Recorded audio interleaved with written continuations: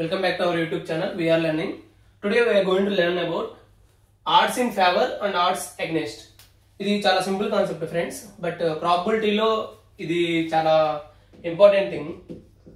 ప్రాబబిలిటీలో ఎందుకంటే మనం ఎక్కువగా గేమ్స్, స్పోర్ట్స్ ఇవి ఆడేటప్పుడు ఇవనేది క్యాలిక్యులేట్ చేస్తారన్నమాట. అంటే ఒక ప్లేయర్ గెలుస్తాడా లేదా ఒక ప్లేయర్ ఓడిపోతాడా, అప్పుడు ఆ ఫేవరబిలిటీ ఎలా ఉంది అండ్ తనకి ఆడ్స్ ఫేవర్ గా ఎలా ఉన్నాయి, ఆడ్స్ ఎగ్నెస్ట్ గా ఎలా ఉన్నాయి అనేసి మోస్ట్లీ ఇది బెట్టింగ్స్ వీటిలో యూజ్ చేస్తారు. But we are not encouraging that one. But when it comes to competitive exams ఇది అనేది ఒక చాలా ఇంపార్టెంట్ కాన్సెప్ట్ ప్రాబబిలిటీలో. సో ఇది ఎలా ఇది చూజ్ చేస్తారు అనేసి కొన్ని ఎగ్జాంపుల్స్ ద్వారా తెలుసుకుందాం. ఫర్ ఎగ్జాంపుల్, ఒక బాక్స్ ఉంది. ఆ బాక్స్ లో రెడ్ బాల్స్ వచ్చేసరికి 3 ఉన్నాయి, బ్లూ బాల్స్ వచ్చేసరికి 5 అండ్ ఎల్లో బాల్స్ వచ్చేసరికి 4 ఉన్నాయి అనమాట. Now suppose odds in favor of getting red ball. So నేను ఒక బాల్ పిక్ చేసుకుంటే అది రెడ్ బాల్ అవడానికి ప్రాబబిలిటీ ఎలా ఉంది అనేది తెలుసుకోవడానికి, అంటే odds in favour of getting red ball అనేది తెలుసుకోవడానికి దీనికి ఫార్ములా అన్నమాట. ఫార్ములా వచ్చేసరికి outcomes in favour is to, that means ratio outcomes in favor is to outcomes not in favor. So ఇక్కడ మనం తీసుకుంటే అవుట్కమ్స్ ఇన్ ఫేవర్ ఎంత అంటే రెడ్ బాల్స్ రావడానికి ప్రాబబిలిటీ లేదా నాట్ ప్రాబబిలిటీ అవుట్కమ్స్ అన్నమాట 3. At the same time not in favour అంటే red ball ని ఎగ్జామ్ చేయాలన్నమాట, ఎగ్జామ్షన్. సో అప్పుడు ఏమున్నాయి, మిగిలిన 2 అనమాట. అంటే బ్లూ బాల్, ఎల్లో బాల్, ఇవి ఎంత సమ్ చేస్తే 9 అనమాట. So that means 1:3. So odds in favour of getting something equal to, అంటే ఆ ratio outcomes in favour is to, that means ratio find out చేయాలి. Outcomes not in favour, so ఆ ratio find out చేస్తే అయిపోతుంది అనమాట. Similarly odds against find out చేయడానికి, odds against. So odds against వచ్చేసరికి outcomes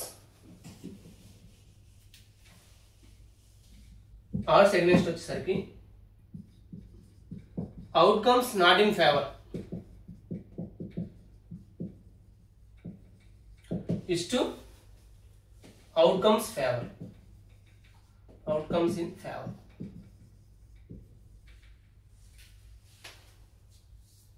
So for example, నాకు yellow ball కావాలి, yellow ball కి కావాలన్నమాట. ఏంది, odds against. Outcomes not in favour అంటే ఎల్లో బాల్ అనేది ఎగ్జామ్షన్ చేయాలి. అంటే అప్పుడు ఏమేమి తీసుకోవాలి, రెడ్ అండ్ బ్లూ బాల్ ఈ 2 తీసుకోవాలన్నమాట. ఆ 2 తీసుకుంటే ఎంత వస్తుంది మనకి, 8. Next outcomes in favour, yellow ball రావడానికి ఫేవరబిలిటీ ఎలా ఉంది, 4 అనమాట. So that means 2:1. సో ఇది ఫ్రెండ్స్, ఇది అనేది చాలా సింపుల్ కాన్సెప్ట్. అండ్ మనకి గుర్తుంచుకోవడానికి ఆడ్స్ ఎగనెస్ట్ అయితేనేమో అవుట్కమ్స్ నాట్ ఇన్ ఫేవర్, ఇక్కడ ఎగనెస్ట్ వచ్చినప్పుడు ఇక్కడ నాట్. అలానే ఆడ్స్ ఇన్ ఫేవర్ వచ్చినప్పుడు ఫస్ట్ ఫేవర్ తీసుకుంటాము, తర్వాత నాట్ ఇన్ ఫేవర్ అని తీసుకుంటాం అనమాట. అంతే.